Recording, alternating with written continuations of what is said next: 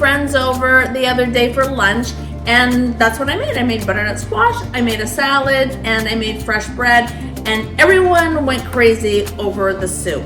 And they all wanted the recipe. Well, for me, soup isn't really something that you use a recipe for, but they were insistent on a recipe, so I just came up with a recipe. I do it to my own preference, so you can either make it exactly the way I tell you, or you can improvise and do you. I mean, if you love garlic, which I kind of do, put a ton of garlic. So before we get started, hi, I'm Carolyn, and we just have this great little community here of like-minded women. We do fashion because, you know, let's face it, at our age, we've got a little more money to spend on fashion than we used to. And we're so much smarter. We know what fits our body. We don't just go for a fad. We go for what, you know, looks great on us. So it's just kind of fun to hang out with, you know, you guys. I'm getting to know some of you. Don't forget to comment. That's the only way we get to know each other. Subscribe and hit the bell to be reminded. And if you give me a like, you know that makes my day. So let's get started first of all with the easy one. So the easy one, and the reason I'm saying it's easy is because I just went and bought everything already chopped up. It'll be cheaper if you chop your own, but you know what? If you don't care about that, like, it's organic, it's chopped. I get it from Whole Foods. I think most grocery stores will have a little section with things chopped up. So you have your butternut squash chopped up. I usually put like potato in to give it, you know, some substance. You don't have to, but since you don't usually find a potato chopped up, you do find sweet potatoes chopped up. So I got some of those. You can find onions chopped up. If you want to put celery, I do. Sometimes I don't. So about, I mean, I just got this little thing for the onions. For the one I'm chopping, I'll probably put a whole onion in. And then some carrots and garlic and rosemary is my favorite thing. So you can either get fresh rosemary, which I usually have it in my garden, but it stopped growing. It got cold, I guess. I don't know what happened, but it stopped growing. And so I bought some rosemary, but you can just use dried rosemary. I'm gonna put a little thyme in it. I put a little cayenne pepper, just a tad, just to give it that little zing. And oh, and if you don't want to chop up garlic, you can either get this stuff where it's garlic already chopped up, or get the powdered garlic. Okay, so what do? Let's make the easy one vegan, because I'm also gonna do a vegan one and just a non-vegan one. And then with the other one, I would sometimes use chicken broth. This, I'm just gonna use vegetable broth. And with the other one, I'll put butter, because I love butter. I also love olive oil. So, you know, olive oil or butter, they're both delicious. I'm just gonna do them two different. Okay, so I'm gonna turn the stove on to about low. And I would put about a tablespoon of olive oil. You know what? I'm gonna put 2 tablespoons of olive oil in there. You can measure that out, or you can just, you know, eyeball it. And then dump that in. How easy is that? It's already chopped, done. I'm going to use this minced garlic. So probably maybe a teaspoon of chopped garlic. Just saute that a little bit until it's a little soft. Few minutes, maybe medium, just to make it a little bit soft. Put the spices in right here. So I've got some thyme, so I'm just gonna put thyme in there. I put a lot of spices. I just love spices. I find it just gives everything I make just that extra flavor without, you know, adding, you know, calories. I actually don't have dry rosemary because I just usually always have it in my garden.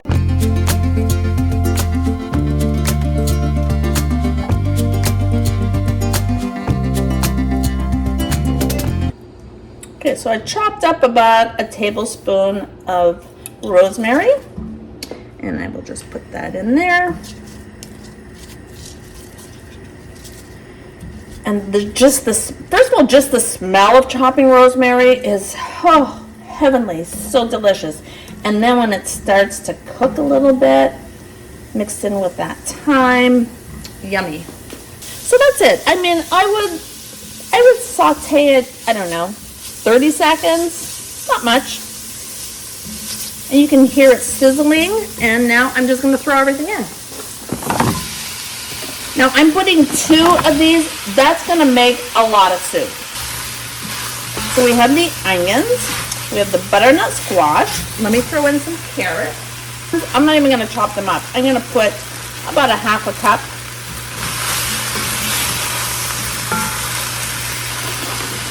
And maybe, I'm just gonna put half of the box of this. That's probably a potato. And now I'm just gonna take the vegetable broth because we're making this one vegan. And I'm just gonna pour that in there. And now all you do is let it simmer until everything is soft. Now I'm gonna add some salt, a teaspoon of salt, and I'm gonna put about a half a teaspoon of pepper. I'm gonna take just some red pepper, crushed red pepper flakes, and I'm gonna put, I mean that I really don't put too much, just a little kick of that, maybe a quarter of a teaspoon of cayenne pepper, and just put it on as low as you can get it and leave it simmer for as long as you can. The broth is barely covering, so I think I'm gonna need some more liquid. So what you can do is you can go straight ahead and just add more water. Just use water if you want, because just the flavors of all the vegetables, you know, give it all the flavor that you need. So that's just an extra thing if you want to just put the broth in or just put water. Like I said, you do you. Our vegan one is ready to just sit and simmer. So let's make our other one.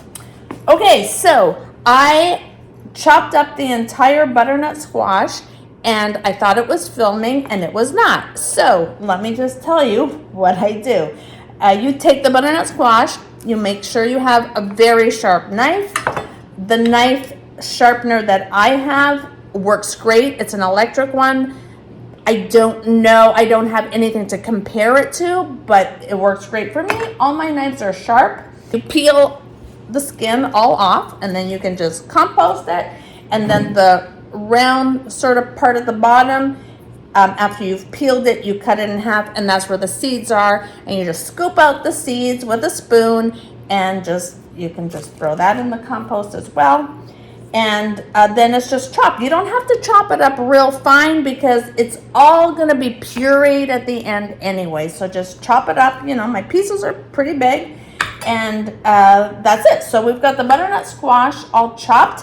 Let me put that aside, and then we'll start chopping the onion. And again, you don't have to worry about doing the super fine chopping because it's all going to go in the, now there's different ways you can puree it. I usually, because it's a whole big pot that I want the whole thing pureed, I usually stick it in the food processor.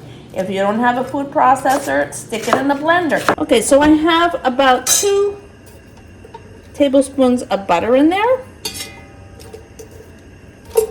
And the onions, just soften them up and do the same thing like we did in the other pot. So just peel your potato. If you prefer to use a potato peeler, I'm just honestly too lazy to go find where I have it because I don't use a potato peeler very often. So another one of those things, nothing needs to be chopped up very much. I don't always put celery in, but I have it, so I'm gonna grab about 3 stalks of celery, roughly chop that up. And now everything can go into the, oh, and then I'm just gonna grab like, you know, a handful of carrots. And that's everything that's gonna go in there. It's a lot of butternut squash.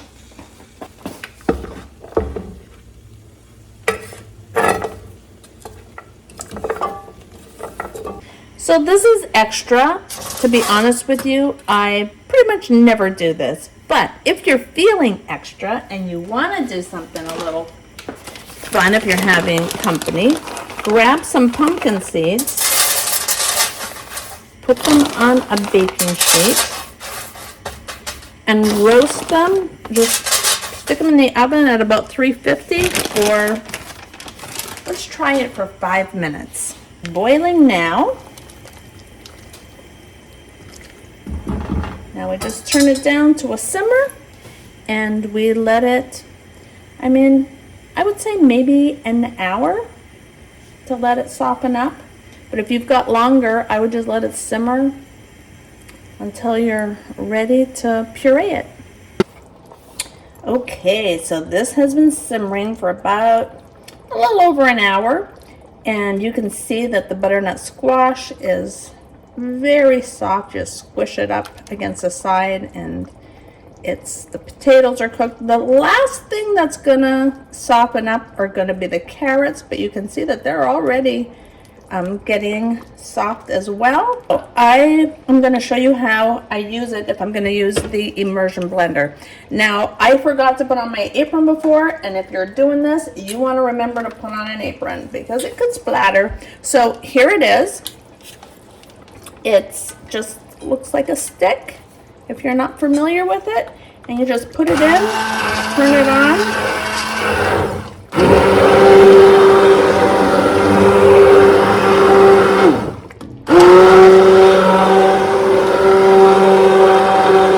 Now the time I usually like to use an immersion blender is if I want it to be a little creamed, but I still want a few little chunks in. So that's when I usually use it. For this, I like it to be completely smooth. So that's why I usually will put it into the food processor.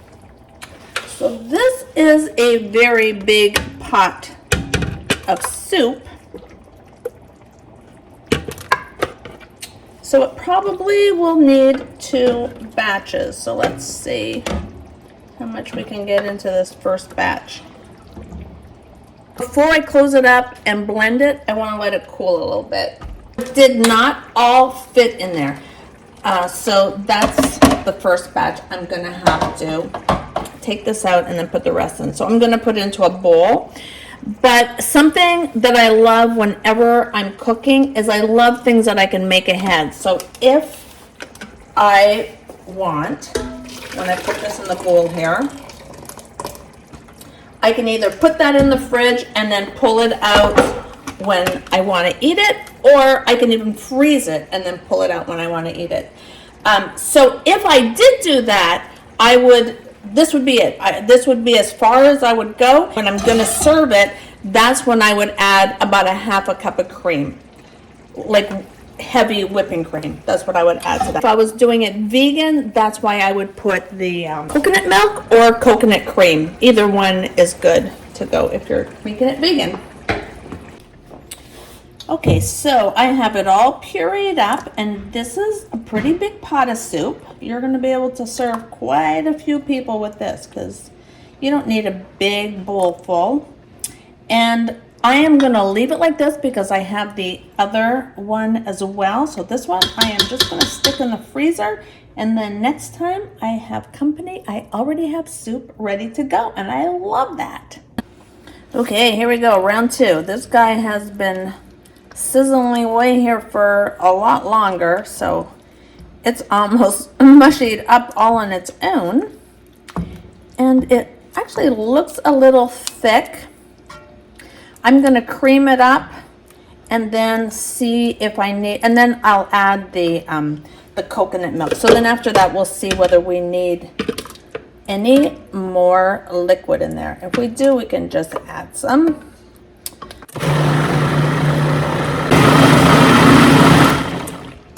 All right, so this guy's been pureeing for over like 5 minutes and 7 seconds, so I think he's probably good to go. Just gonna put it back into the pot. And at this point, you can taste it and see if it, give it a little taste test, see that it's got everything the way you want it. To be honest, that's why I like my own cooking, because I know what I like and I can make it exactly the way I like it. Okay, so we have our soup all blended up and we are going to have this tonight. So I have my coconut milk and I will just pour that right in there. So I've been stirring this and wondering why it wasn't warming up. And then I just realized I had the wrong burner on. It happens. You know, no shame. All right, she's all set to go. Let's give her a taste.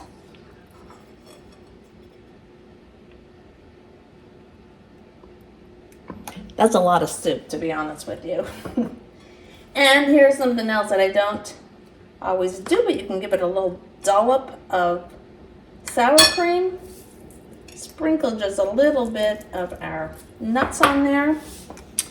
And time to taste it. Yum. And you know what, to be honest, I don't usually put those pumpkin seeds in, but they're good. Delicious. Thanks for cooking with me today. Talk to you later.